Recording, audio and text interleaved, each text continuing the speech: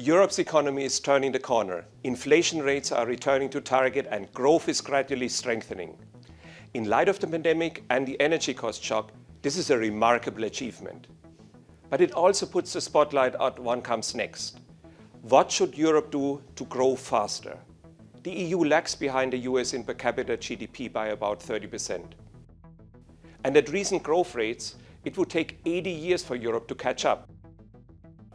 That's 3 generations of Europeans missing out on potential opportunities. So what does it take to change this materially? Just to cut the time in half to 40 years, Europe would need to grow by 0.3 percentage points faster annually than forecast.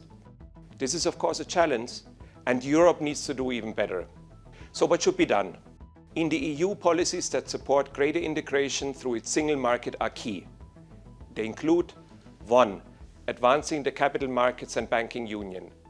This will raise returns on savings, expand businesses' access to the financial instruments they need, and improve capital allocation.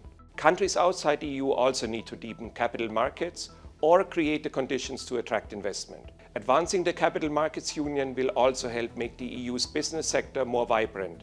With easier access to funding and with fewer barriers to the region's markets, companies can scale more easily.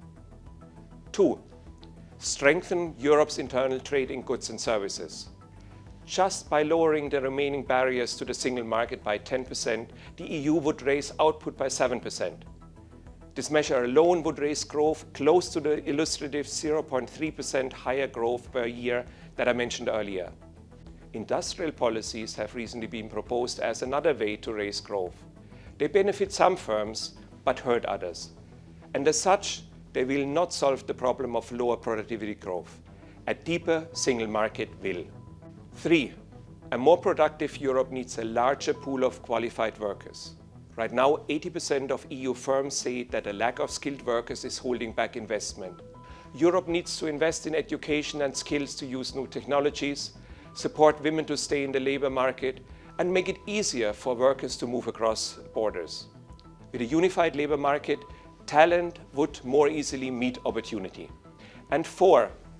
Europe will not close the income gap without technological innovation.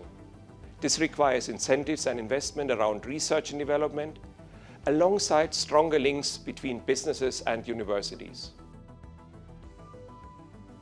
Together, these measures will foster more capital that's better allocated, create a larger, more efficient labor supply, and give firms across Europe the environment they need to grow into global players. Read more about Europe, how they can close the income gap, in the April 2024 IMF European Regional Economic Outlook.